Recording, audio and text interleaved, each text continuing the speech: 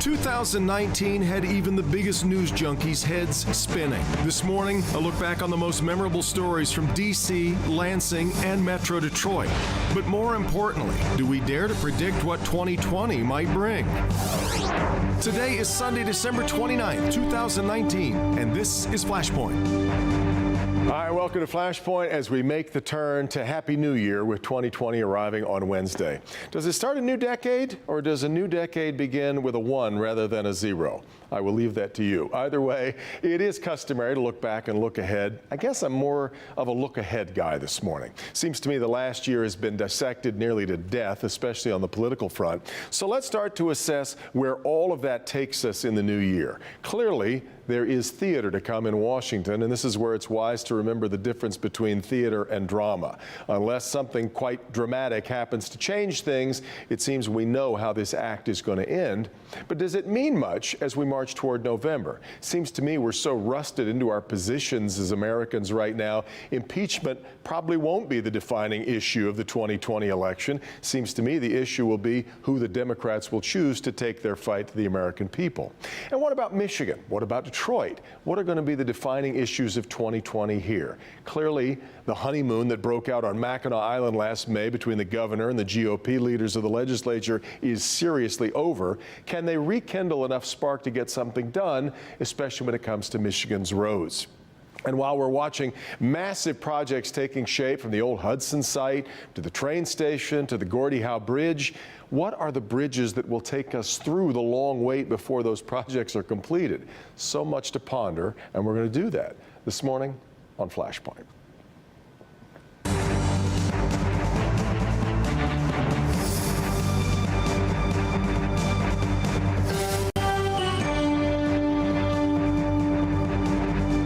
It is tempting to look back as we hit a new year, but I'm far more interested in looking ahead this morning, and we're going to do that by looking at the national outlook, then the state, and then the city of Detroit. And to take us through what we must expect will be a year of turbulence on the national scene, Stephen Henderson from Detroit Today on WDET, and Nolan Finley, the editorial chief for the Detroit News. Guys, thanks for being here. Happy New Year. Yeah. You two have spent a lot of time in this last year being a part of this project you've designed called the Civility Project. You both disagree a lot on many matters of substance, but I'm wondering if you're both in agreement about where we're going now in the new year from what we've seen. What do you expect 2020 to be like, Steve? It's going to be a wild ride, right? It won't be like any other political year we've seen, I think, because there are so many questions that surround this presidency and the challenges to it, but then also the men and women who say that they could do better. I think there are a lot of questions that surround them and a lot of uncertainty about which direction you go to get rid of what you have in the White House right now. Nolan, what are you thinking? I think that we start this year, probably, it's more difficult than it has been at the start of any other year to predict where we'll be at the end. There's so many variables, and Trump doesn't look like he's in a really great place right now. He's in the process of this impeachment. But if you look at how the economy finished the year, you got a lot of people thinking, man, I'm doing pretty well. And people tend to vote their pocketbooks, particularly if he's in the fall facing up against somebody who's going to radically reshape the country, Bernie Sanders and Elizabeth Warren. They can look at Trump and say he's done a lot of really bad things, but nothing that can't be undone. You start this country down that road towards socialism, it's a tough turn back. It's funny to hear the words coming out of my mouth. As I said at the top, I'm not sure impeachment is that big of an election issue. It's not. Crazy thing to say, and yet maybe you guys agree that the real Well, it was for Bill Clinton. I mean, the Democrats lost that next election. They did. He didn't. Well, he wasn't on the ballot. He wasn't on the ballot. This is the first time that we've ever had a president running for re-election who's been impeached. But I still think, though, that the question here is less about impeachment and more about who the Democrats choose as their standard bearer. It is. I mean, I think you've got to have somebody who, and Nolan and I actually have agreed on this. This is a character election. Yeah. It is not going to be about the economy. People in general are not as dissatisfied with things as they maybe should be. Now, I mean, mean, I think some of the ideas that the far left candidates are putting on the table are great ideas. I happen to agree with them. I don't know that you're going to sell those ideas to most Americans right now because, as Nolan points out, people are doing really well. People up and down the economic scale are seeing things go in a direction that helps them. And so it's hard to make that case. The case against this president, I think that's saleable politically, is that he's just unfit for the office. He's not the person you want representing you in this country or around the globe. And the Democrats have to pick somebody, I think, who counters that in a way that makes people feel more confident. They're also going to have to find somebody that ignites some excitement, inspires people to get out and vote. Right. And maybe it's too early to expect that. We're just about to get into the We start in a month. Well, exactly. I was going to say maybe it'll change once we actually see people casting ballots, but I'm not sure anybody set the world on fire yet. I don't know. You could see 3 different winners in the first 3 primaries, and then where does that leave the race? Those first 3 primaries usually wash some people out and start defining the race, and you could have 3 front runners after they leave South Carolina and head into Michigan and then Super Tuesday. But any other president, if you look at these numbers, you look at where the economy is today, record low unemployment, rising household incomes, you would say it's impossible to lose. And yet you have to say he's probably got a better chance of losing than winning. Let me take issue. If there are people who are not enjoying or feeling that churn in the economy, though, right now, my hunch is they're the president's base. Farmers right now, we have a record farm debt in the country. We've got farm bankruptcies going up. This trade war is piling up on some people who have been presidential supporters. That's not a place farmers aren't accustomed to, and he's poured something like $60 billion in the largest subsidy program the government's ever. I mean, he was smart enough to sort of take care of them. But if you look at these latest household income reports, even at the bottom of the income level, household incomes have rose substantially. And people may not feel like they're as well off as they'd like to be, but they're better off by the numbers than they have been in 10 years. Well, and this is where we get into why people vote the way they do and why his base is so loyal. And you can't talk about that without talking about race. I mean, these are people who, at bottom, are suspect of. But when the president repeats, as he does in almost every speech, we have record low unemployment in the African American community. Does that not register? It doesn't register with African Americans, because of the other things that he's doing and saying that are racist and fomenting racism, and that's just as important as your pocketbook. But it's also true that we've been on that track for a long time. I mean, that's a trend that started after the Great Recession with Obama, and so he gets the credit for pushing it in that direction. Trump hasn't changed it, and it's continued to go down. I bet Trump gets a larger share of the black vote than any Republican has in the last four elections. He did in 2016. I think he'll increase it. I mean, this is not a coincidence that we have a strong economy. Some of his policies, many of his policies, have contributed to a rapid expansion of the economy. But when you look at his approval rating, his popularity rating, for the first time in my memory, a big booming economy isn't enough to carry a president to a popular state. Is the economy stupid? Isn't that generally? A lot of people vote their pocketbooks. A lot of people vote their pocketbooks. But I think in the case of his base, these are people who I think often will vote against their own interests because of fear about the other. And his immigration policies, some of the other awful things he's done and said, I think are driving them in ways that they probably are not really willing to. I'd be careful about simplifying the motivation of his base. It's a broad base. I mean, it's like not 60, a broad base. 60 million people you get all kinds of people within that group. It's not a broad base. And it's a very narrow base. People vote for different reasons. And to suggest, well, they're all racist or they're all ignorant, that's not what I said. That's not what I said. I said race is a fact. Let me ask this. I mentioned the difference in the shorter term. I mentioned the difference between theater and drama. We're going to see high theater when however this eventually gets to the Senate.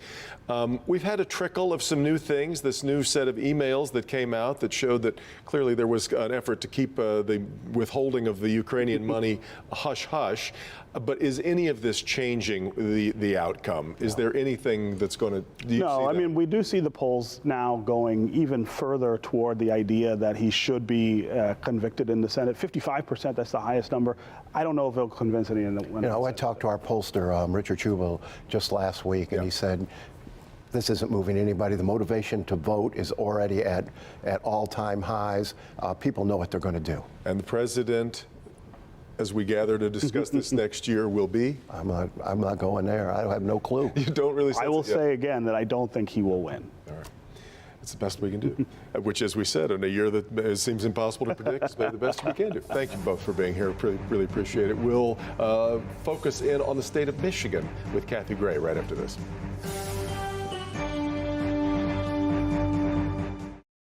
The region is on the rise. Project after project, building, growing, innovating. We're building the future right now. Hard work matters here. IBEW Local 58 electricians and NECA signatory contractors bring commitment, pride, expertise, and passion to every job. It's our code of excellence. One vision, one team, one mission. To build the very best Michigan for all of us. Put us to work for you. The best contractors, the best electricians, period. Always there for you. Come experience the Gowling difference at Gowling Alfa Romeo of Birmingham. During the Season of Speed event, lease the 2019 Alfa Romeo Giulia with all-wheel drive for just $309 a month with sign and drive. Or lease the 2019 Alfa Romeo Stelvio with all-wheel drive for as low as $349 a month with sign and drive. Don't wait. Hurry into Gowling Alfa Romeo of Birmingham today on Woodward, just south of Maple, and at alfaromeoofbirmingham.com.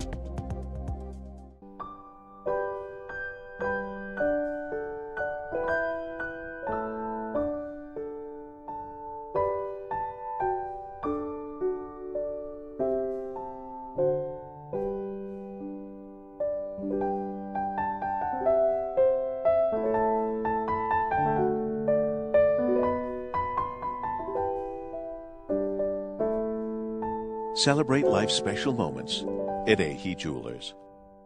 Dashing through the snow in a one-horse open sleigh.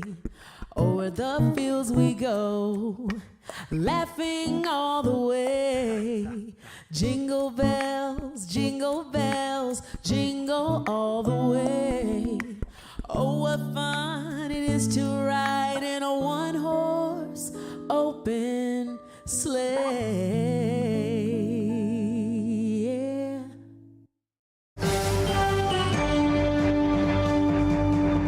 Well, those who know me know that about the highest praise I can give anyone is to call them a pro, and my next guest is a real pro. It is a loss for the Detroit Free Press and for all of us who have relied on her reporting that she is retiring from the paper, part of a talented foursome that took voluntary retirements rather than having the paper opt for involuntary layoffs. Kathy Gray's been covering Michigan politics for about 2 decades now at the Free. Fortunately, we will have her through the big Michigan primary in March, and she's here to take us through what to expect in the Mint in 2020. Happy New Year, Kathy. Thanks for being here. Thanks, Devin. That was really kind. Thank you very much. I'm going to miss your reporting a great deal. Let's start with the fact that, so Gretchen Whitmer's been governor now for about a year.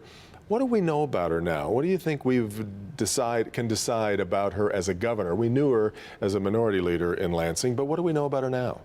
Well, you know that she's a tough person. You know, she sticks to her guns. She gets out there. We find out that she's a little bit funny too, and you know, we didn't have that too much with the previous governor. And she's got a good sense of humor, but she's tough, and sometimes that has been to her benefit, and other times it hasn't. You and I were on the porch at Mackinac last, I guess it was at the end of May, and there really was this kumbaya moment as they had the big signing. Everything seemed couldn't, the things that we were hearing Republicans and Democrats saying about each other, we knew couldn't last, especially once they got down to roads. But the relationship now seems broken, calling each other crazy, unrealistic, all those kinds of things. Yeah, it has gotten bad fairly quickly. Yeah. And it started when Governor Whitmer proposed a 45-cent per gallon gas tax, and that just wasn't going to go anywhere. And it just kind of deteriorated from there. And it got to a point where there was almost a government shutdown because they couldn't get a budget done. They did come to a last-minute deal to avoid that, but there were a lot of vetoes. There were a lot of money transfers that the Republicans were just furious at.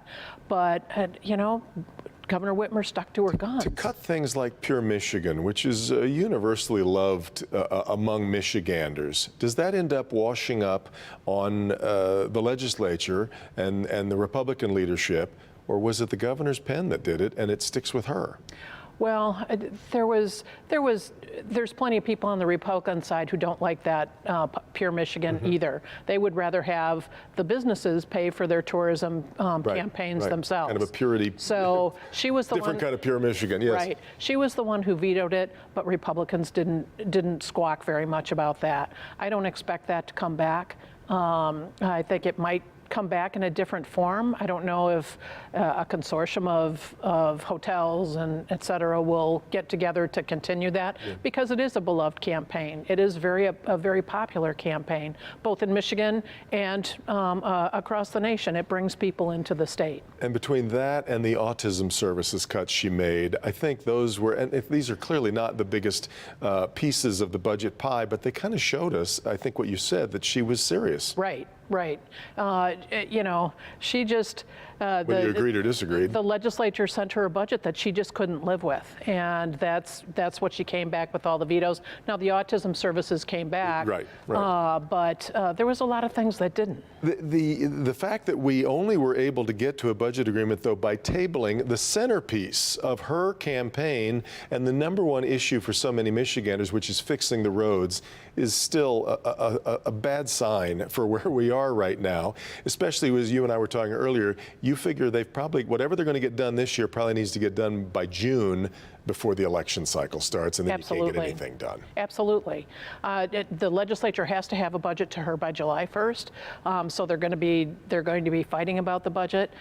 She's not going to come back with another big tax increase proposal for the roads, but that was her main campaign promise when she was running for governor, to fix the damn roads. And we have to see something, whether or not it's going to be just a one-time infusion like the Republicans would like to do, or if there is a more substantive discussion about how things can progress and get fixed. I think that there is a general agreement that things have to be done. A long-term fix has to be developed, but I don't know if we can get there or not. You're kind of pessimistic about the likelihood of us getting anything done in the next 6 months on this. Well, I mean, in the election, we've got all the House up for grabs, and there's a possibility that the House could flip to Democrat. It's a much closer margin right now, and the Republicans are going to try everything in their power to hang on to the majority. Lastly, I asked you about some of the biggest issues that I thought you thought were going to get a lot of attention, and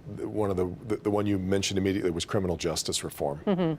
They've started on that. The House has passed a lot of different bills, expunging records on a lot of different things, and making some substantive changes for that. And that's been happening around the nation. And I think that that's going to be one of the centerpieces that almost everybody can agree on.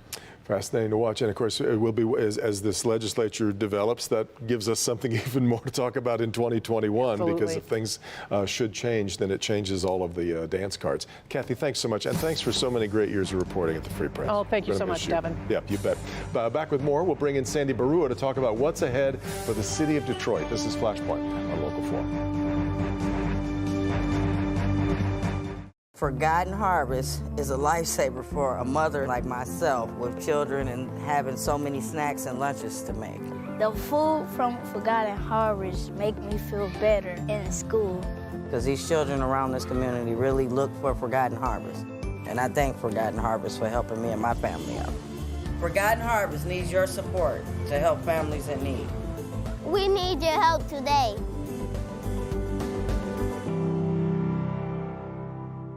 I'm Larry Rocca, Macomb County Treasurer, and every year we do everything we can to help keep Macomb your home. We want to work out even more payment plans this year to have less empty homes in Macomb County. Come into the Macomb County Treasurer's office on January 9th between 8:30 a.m. and 4 p.m. to work out a payment plan to get your taxes back on track. Wishing you a very Merry Christmas and a Happy New Year.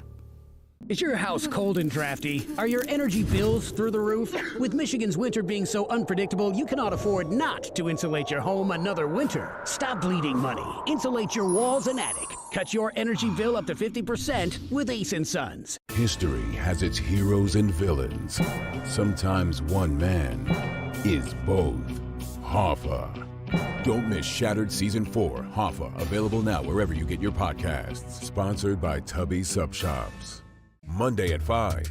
A pricey prescription can bust your budget, even with insurance. The cost is causing some people to put themselves at risk. I see people that are not taking their blood pressure medicines and they come into the ER and they've had a stroke. But there may be a better price if you know how to find it. I'll show you a simple way to save money on many common drugs. It's just a way to get medicines cheaper. Even I was surprised by many of the prices. It's a story you can't afford to miss. Monday on Local 4 News at 5.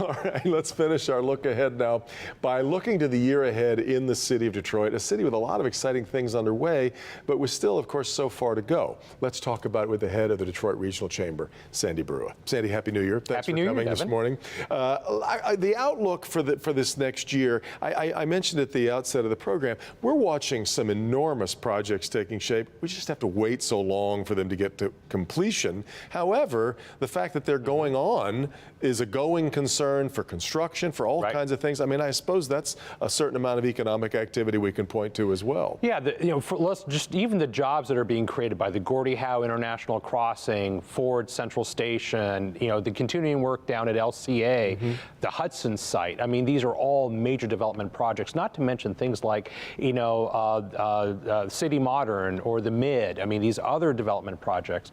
It is really exciting, and we see any kind of retardation of the development interest in the city, both by folks locally and outside money that wants to come in here. The State of the Region report, though, that you delivered about a month ago showed that while we have some good things to point to, like you're talking about, we're also in danger of falling behind the regions and cities with whom we compete. Yeah, when you look at our 11-county region, yeah, we are not doing as well as we were because we started from such a trough, kind of right before bankruptcy and into bankruptcy. We really took off right after that. Now we're kind of more at a steady clip.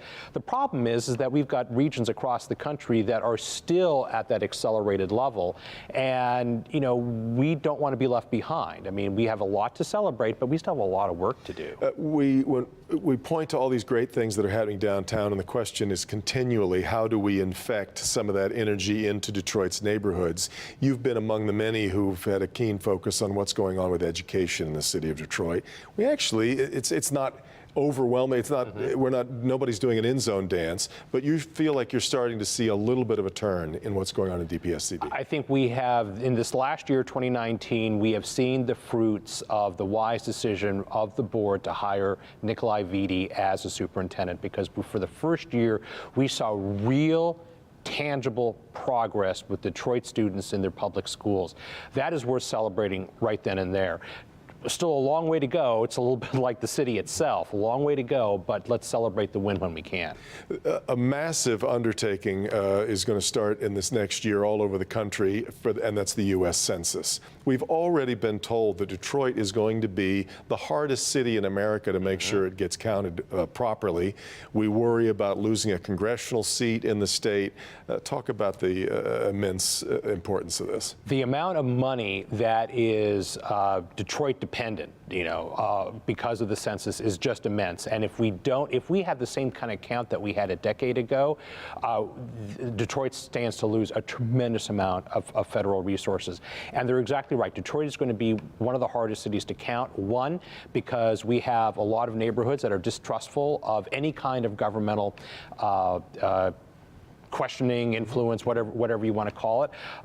And it's not just the African American community. We have a tremendous immigrant population. They're concerned for INS purposes, and there's going to be a lot more than they were 10 years ago, probably. And there's so much misinformation that is out there and is going to be out there regarding the census in terms of how that data is going to be used.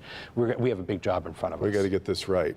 You are among the few. It's a smaller group, I think, that has been defending the Ilitch family with not fully delivering on District Detroit. Nolan Finley, of course, chief among the critics, who was on the program earlier.